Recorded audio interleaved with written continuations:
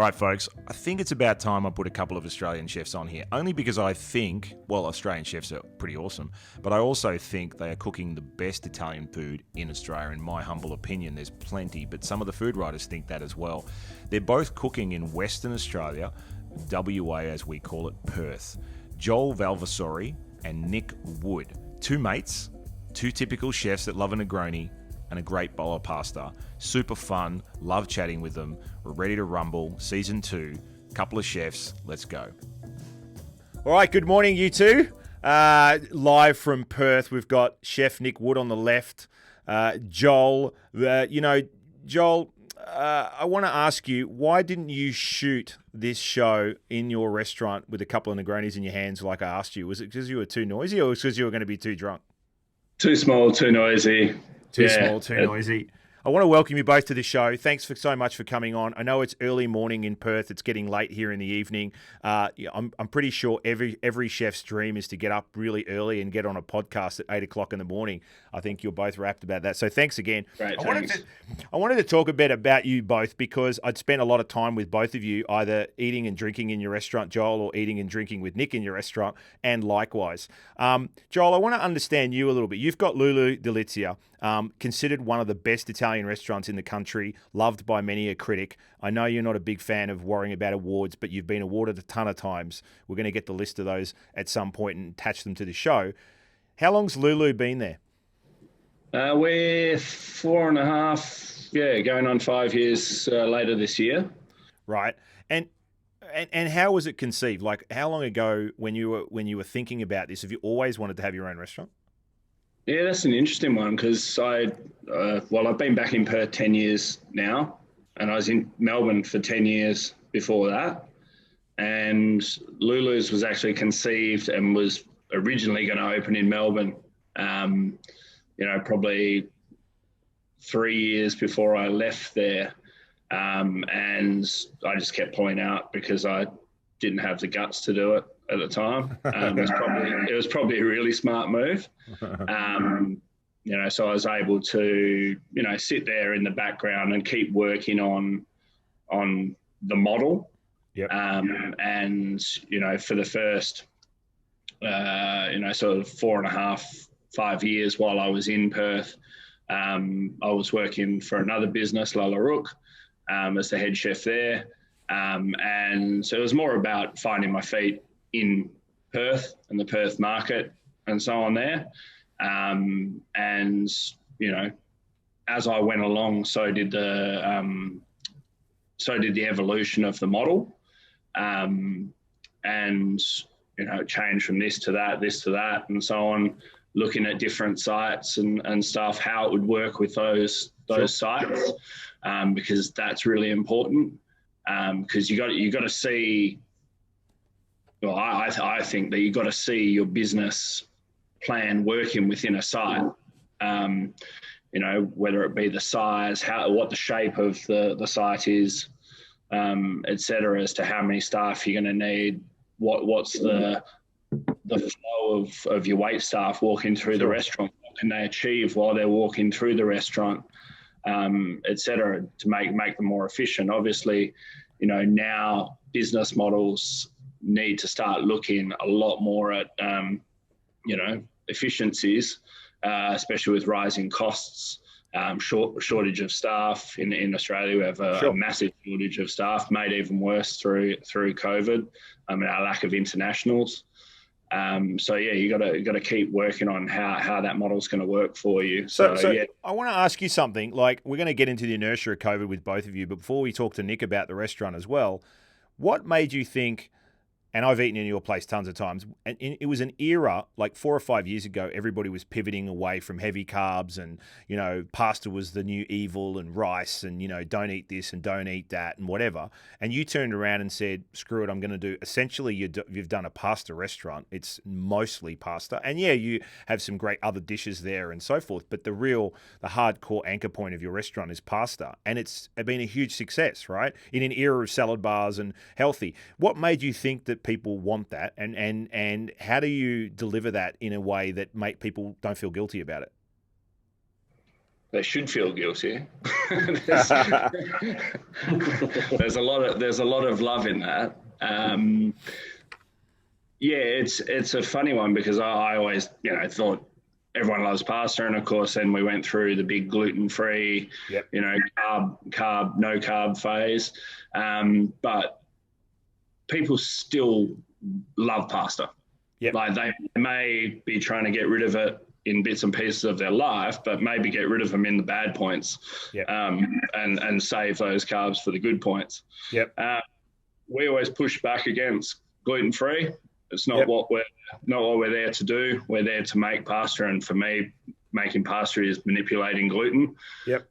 So yeah, we don't offer any gluten-free pasta. There are gluten-free options on the menu, like the ossobuco, the capretto, and Yep. things like that, which are perfectly satisfying. But there's no need for us to jump into that, gluten-free pasta realm, which we don't think is up to the standard. Yeah. And you know how small our restaurant is as well. Yeah. Everything, kitchen's open, all the pastas and breads, etc., are all made in-house in that tiny space. So there is just flour everywhere. So if you are gluten-free, You're kind of fucked. probably.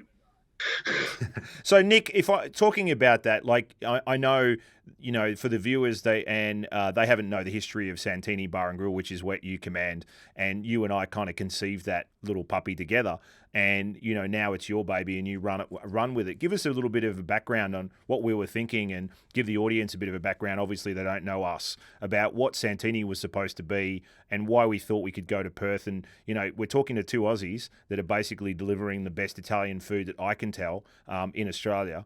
Some of the best Italian food. There might be some people out there say it's better, but I think that they're probably the two best restaurants. How was it conceived, and what was the whole process behind it? Yeah, well, Santini is 2.5 years old now, and it's pretty much the brainchild of you. And you. I came along, and you just made my crazy dreams come true. Yeah, you convinced me to leave my little country town restaurant down in Dunsborough, come and open this massive beast, and it's been great. It's I wouldn't call it a pasta restaurant or anything like that. It's just good, honest, simple Italian-inspired food. I think one of the biggest lessons that you've taught me over the years is restraint. It's not an ingredient, but I think it's super important to have. Not in how much we drink, in how many ingredients we put. Yeah. I think it's one of the most important things I've learned as a chef throughout my career is not to overcomplicate food, and it's something that I say to people, my younger chefs, and it's something that you taught me, and I think it's very important in most kitchens. Simple food, fresh, the best fresh produce that I can get my hands on through WA and then Australia. It's just simple Italian fresh food. Let me ask you both about that. We'll start with you, Joel. Like, WA's kind of a very different state than everywhere else in Australia. And for the people that don't know the map of Australia, it's very remote. Obviously, it's the west side of Australia. But you also have some very strict rules about what can be brought into the state. So you're a little bit like an island in a way. How different is produce, like fresh produce in WA, to the rest of the country? I mean, I certainly know, but can you tell the audience? We have got a lot of great products. Getting them to the plate sometimes can be a little bit harder due to the size of the state.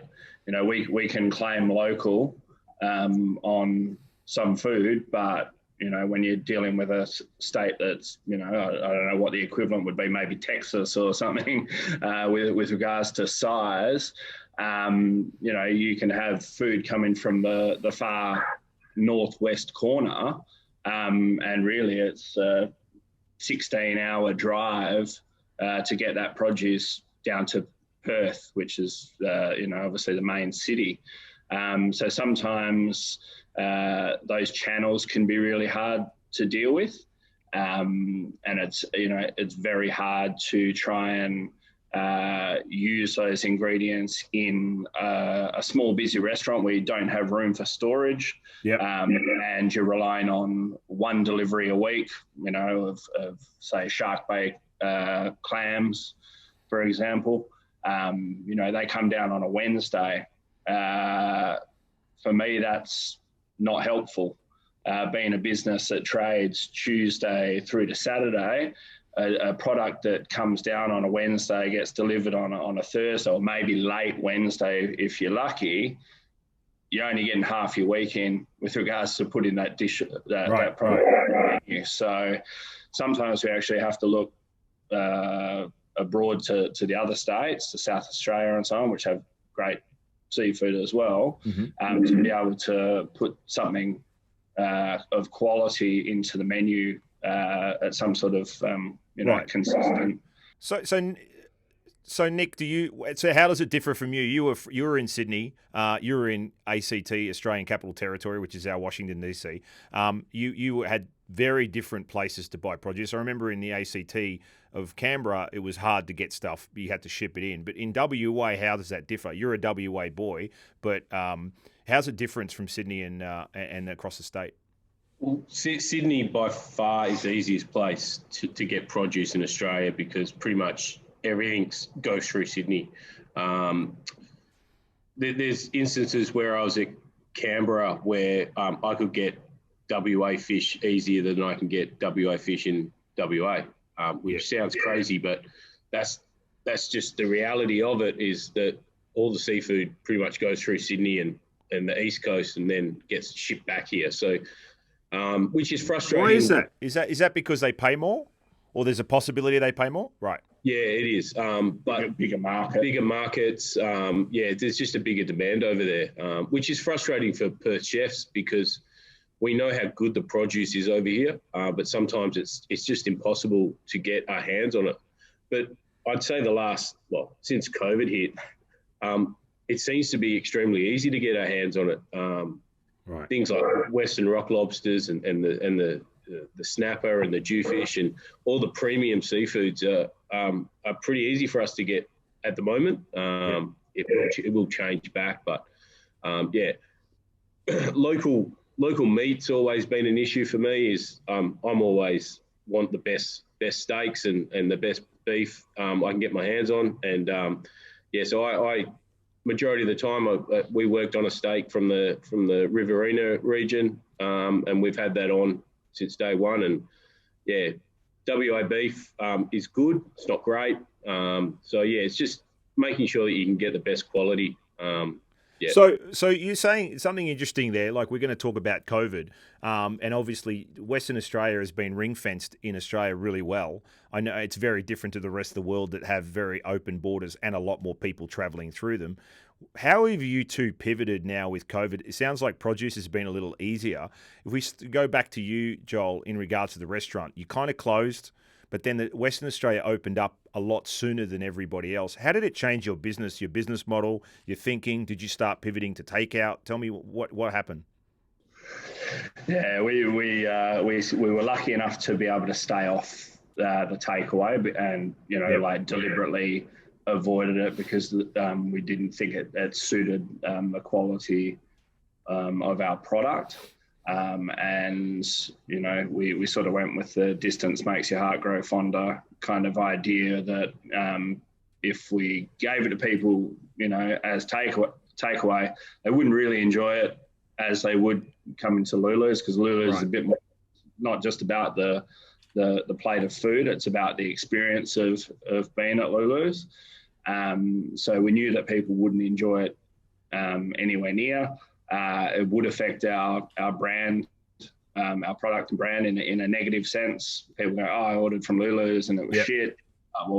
It's takeaway. So do you think if looking at some of the best restaurants in New York, we're talking Jean-Georges and Danielle and so forth, a lot of them have actually pivoted to takeout because New York's been shut for 12 months, and at some point, you're bursting from the seams to do something. Do you think if you had to do takeout, either of you would have written your own takeout menu, and would it be Italian? And where would pasta fit in with it? Because I think for the listeners, they're like, well, why can't it taste as good, right? And where you're basically, what we know is saying, if you put a beautiful handmade spaghetti in a bag, by the time spaghetti in a sauce, by the time it comes in a bag to your house, 35 minutes later, it's soggy, it's kind of dry and possibly warm and whatever. If you had to change to takeout, let's say WA, because it's kind of an interesting moment here in New York, watching some of the great Italian restaurants pivot to takeout. Would you change the concept, like the style of pasta? Would it be more lasagna or more harder pastas, or what would it be?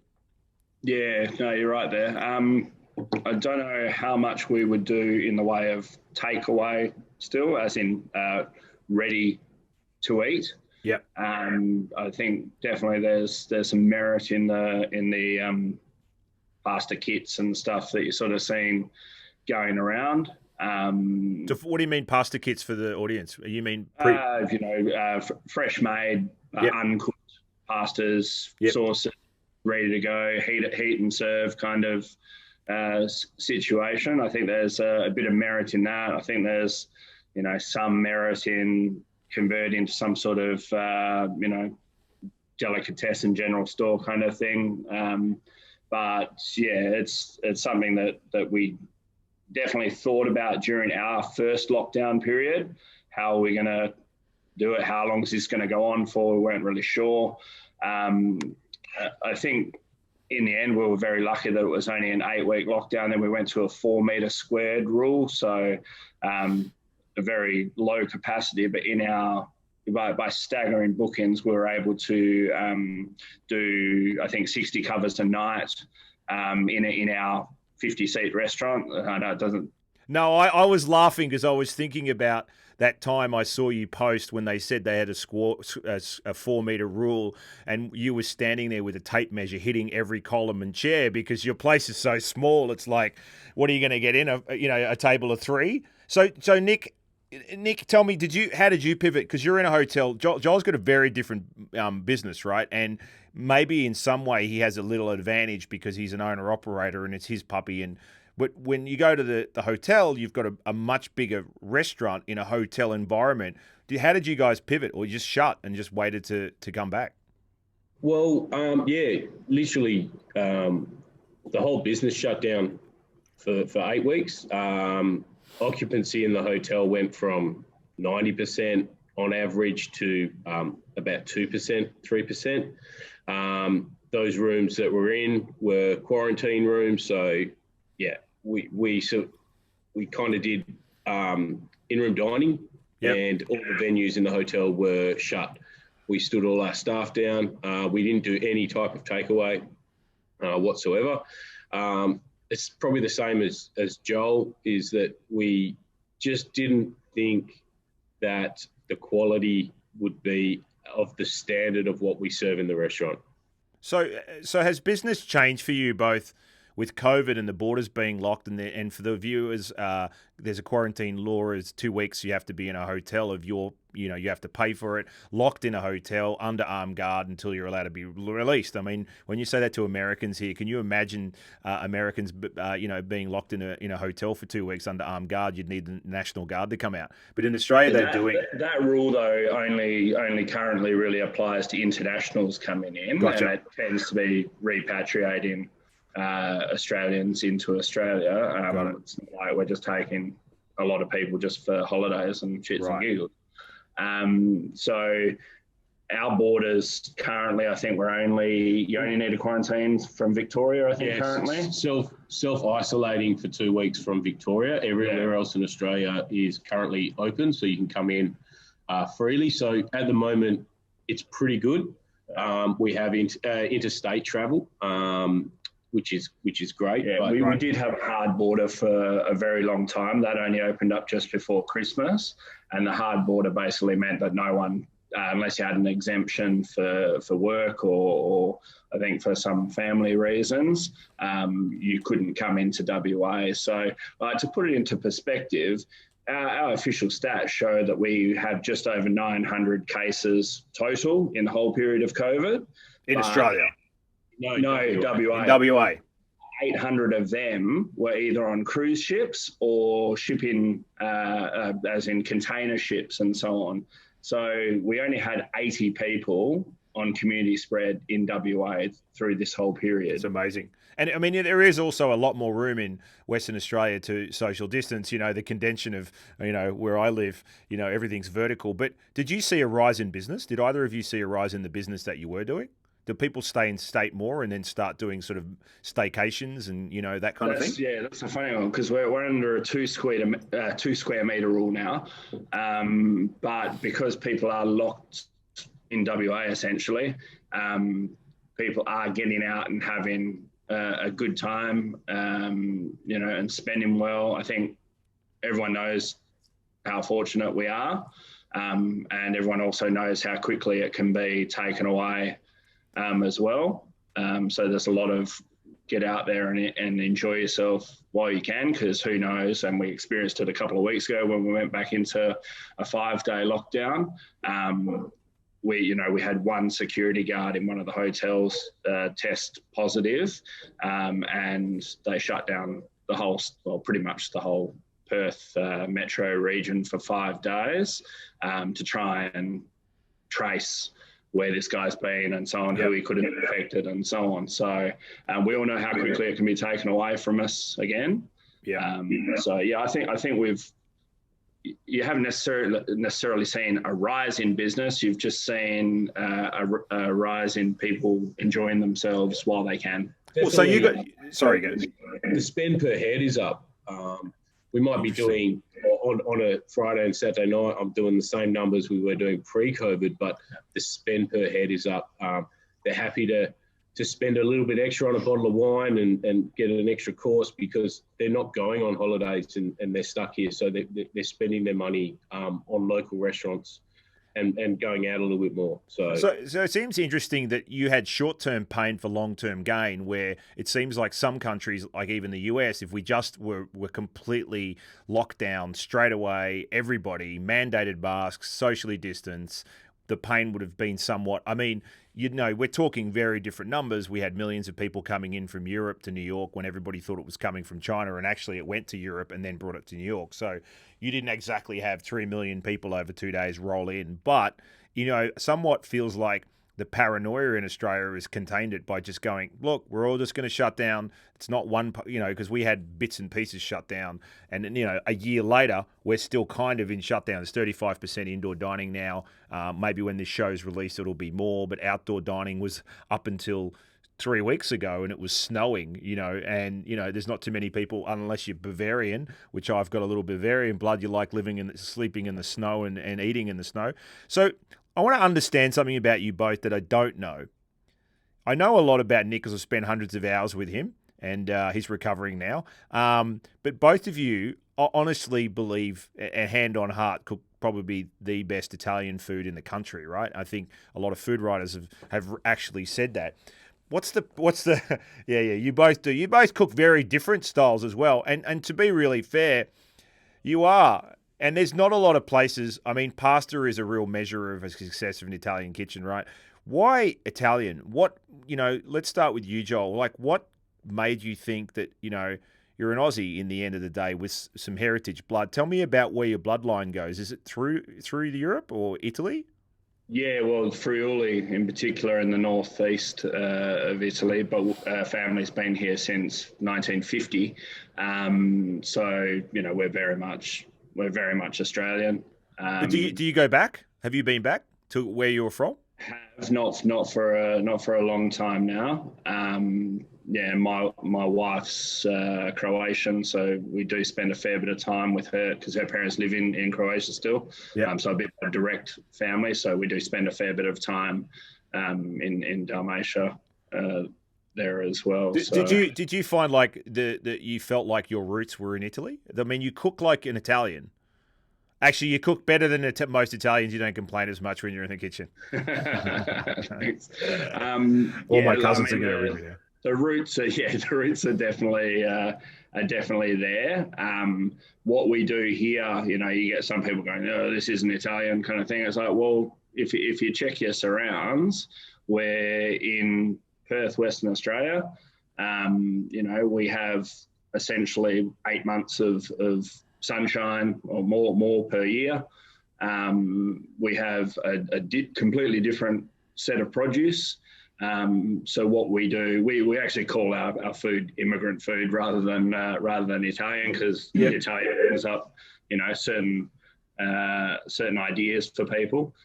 So we really do use Australian produce and use that friulano or heart to our cuisine to give food to the Australian people. Just simply have a different palate. Which is the Italian way, right? It's really go to a country, no matter where it is, and use the seasonal produce in an Italian fashion, right? So if I say to you, Nic, for example, like you cook like an Italian, you've been awarded one of the best chefs in the country, and you've got an Italian passion, right? Do you think that's what you're going to continue doing? Well, I don't have any Italian background whatsoever. I know. Yeah. The honest truth is I've learned my Italian side of my cooking through you. Yeah, as I said, restraint, get the best produce, do as little to overcomplicate the dish. I read a lot of Italian cookbooks and look at all that type of stuff. But yeah, I don't have an Italian heritage. But you don't really need. You guys have proven that you don't really need one to cook amazing Italian food. You have to understand the philosophy, right? Know when to pull back. Yeah, and I think over here we've also got the freedom of not being too closely around that heritage. Like if you were to be in Italy, you go and cook things and they go, "What the fuck is this?" Yeah. Regardless of whether it's good or not. Yeah. But over here we're distanced from that, so we get to play a little bit more. And like I said, if for me, if I use the flavors of my heritage within the dish to give the dish its heart and soul, then it's just a case of tweaking things to the Australian palate as well. Wow. And so to the Australian produce as well. If I had to ask you to, let's say you had an open checkbook and you had unlimited resources and you could open anywhere in the world another gig, where would it be, Joel and Nic? One of you can answer first. Well, that's easy for me. Where? Where you live. New York. Don't do it. 100%. Don't do it. You said unlimited checkbook. I didn't say it was a smart decision. Fair call. Touche. That's just a dream to one day cook in New York. Wow. No matter how long it's for, it's one day. I always wanted to be over in America and cook over there. So yeah, that's easy. That's a fair call. And Joel? And don't say Coolangatta. No, I think it would be nice and an interesting, sort of thing to do, to go and actually do something in Italy. It's all and good us doing it over here and so on, but to do it in its place, I think that's a really interesting thing. When I was younger and I travelled to Italy rather than going to England or whatever to cook, because I thought it was really important for me to go and learn a bit more about the cuisine in its place, especially, in Friuli itself, so I could see the food of my heritage in action in its own surrounds. Because what my nonna cooked over here and our family cook over here was very different. It was based on, it was their cuisine, but it was based on the produce that they had here, for starters. Yep. And also, through the 50s and 60s, a very limited supply of Italian ingredients that they were able to get a hold of as well.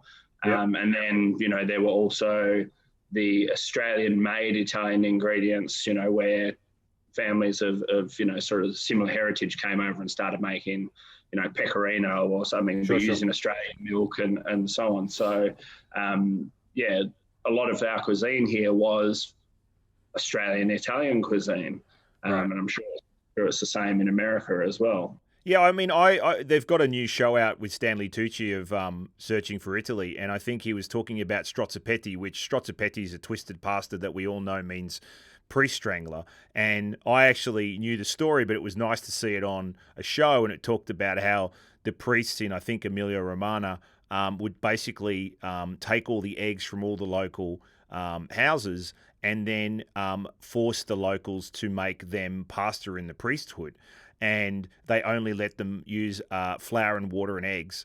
And apparently the women that used to make the pasta for the churches made this pasta, and they twisted it and nicknamed it strozzopetti, hoping one of the priests would choke on it. And I love, how the Italians always have a story behind everything. I was going to ask you both, and I know the answer to, I know Nick's going to laugh when I ask this, but why are Italian chefs, when they come to Australia, so bad? It starts with like those pants that they wear that have like slices of pizza and stuff on them. I'm going to get so much shit.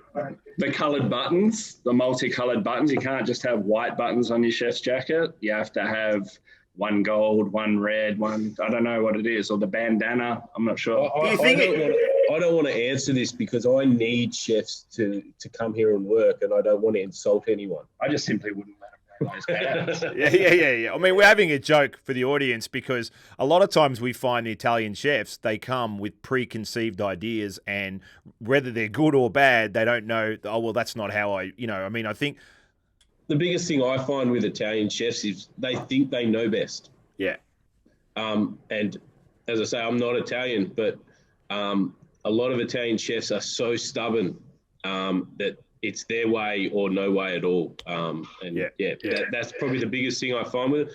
A lot of them are extremely talented, but they've just got this extreme stubbornness about them. Yeah, I feel it. So tell me about WA. Give a shout out, one each. Can't be your own restaurants. Favorite restaurant, Joel, that you love to eat regularly. Oh, come on, put me on the spot. I'm sitting next to him. No. The one, you can't kiss each other's ass on this show. One restaurant that you go regularly. It doesn't have to be fancy. It doesn't matter if it's pizza. That's one place. That's always the thing about whether you get to go somewhere regularly. Obviously, we both trade essentially Tuesday to Saturday, so you don't actually get to go out and eat all that much. I'm going to give a shout out to a place that I shout out quite often, a little Malaysian joint near us, the KCH. Just a little modern hawker joint. But our family go there, very often. So you're basically eating noodles on your day off. It's funny how often we're either eating like curries or Indian curries or Malaysian curries or whatever. We don't eat a lot. So of KCH. What did you say? KCH. Yeah, it's called the KCH. The KCH. Yeah. All right, Nick. What about you?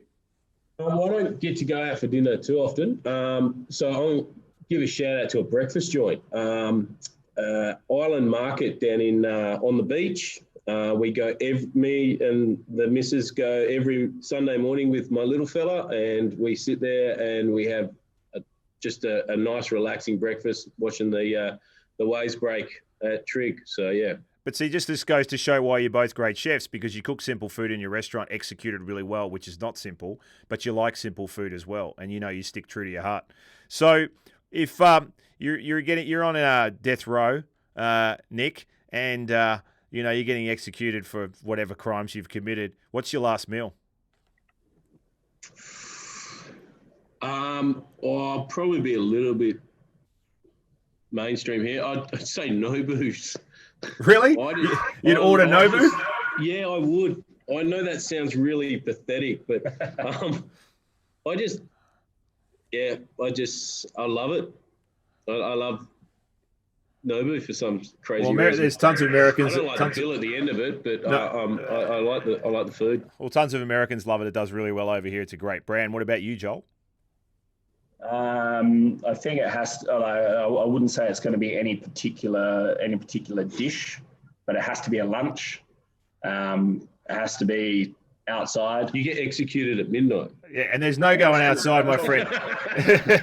you get a long lunch here. This is why it has to be lunch. They're not taking you for a garden walk before they kill you. They're just going to give you a meal. I don't know about you, but I just think lunches are far superior to dinners. What food? What items are going to be when you say lunch? What does that mean? I'm going to eat an Italian feast. Yeah, right. You know, it might be some, you know, nice antipasti and then some pasta. Some, you know, we do a lot of grilling and roasting in our wood oven at home. But yeah, most importantly, there's got to be a lot of wine and there's got to be great people. Like that for me, that's well, it'll be a lawyer. It'll be a lawyer and a cell warden. So yeah, great company. But I did that yesterday.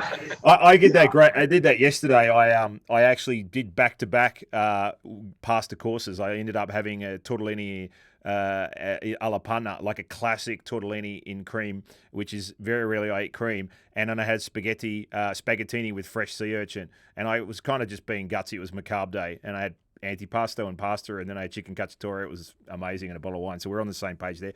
So. You know, I'm interested your favourite food movie. I know this sounds cliche, but what's your favourite food movie? Who's got a first idea? I'm always Ratatouille. I've never seen it. Is it great? Really? No, I think it's great. Now I've got kids that are old enough. I've got eight and a 11-year-old. So you know, to be able to. Because they weren't old enough when it came out, but now to be able to go back and watch it with them as well, I just think it's brilliant. Yeah, I keep hurting it. What about you, Nick? I'm with Joel here. I watched it the other day. I'm doing an event at the cinemas in a couple of weeks. So yeah, I watched it the other day, and it's funny. Yeah, right. Takes the piss as well, so it's good. So, like, winding back, you know, it's a long game, the chef game, right? And when you get to your 50s and 60s, it's kind of like being 80 and 90 in the kitchen. What would you tell your 20-year-old self, Joel? If you knew what you knew now and you're 20 again. I'm not going to change a lot about my career or where I'm at now. I certainly would have had an 8-week holiday when we went into lockdown for COVID rather than stressing about the bloody thing, knowing, you know, how we've come out of it. But yeah, I think somewhere in my career, I probably learned from the kitchen culture to not be myself. And, you know, I got far more angry as I got far more stressed. I've certainly made an effort in the last few years to peg that back a lot and become a different leader to people and a better leader, in my opinion. So I'd definitely be pointing a couple of those things out to myself earlier on in the piece. Yep. Probably saved myself a few grey hairs in the process. So would you tell your 20-year-old self to take your craft seriously, but not yourself so seriously? Yeah, probably. Yeah, that's probably the best way to put it. Yeah. That's pretty much what I thought I'd tell myself. What about you, Nick? Probably something I've learned over the last couple of years, to look after myself. It's something I don't think the chefing industry is the most healthy and for you individually. Just looking after yourself. I'm getting older. I think we're all getting a bit older, and just wanting to be healthier and feel better. I'm guessing it's a pretty tough gig. Some of the hours that we do and the long days, and so just look after yourself. So stay healthy. Caught up in you know how busy and how stressful the industry is, and you kind of lose.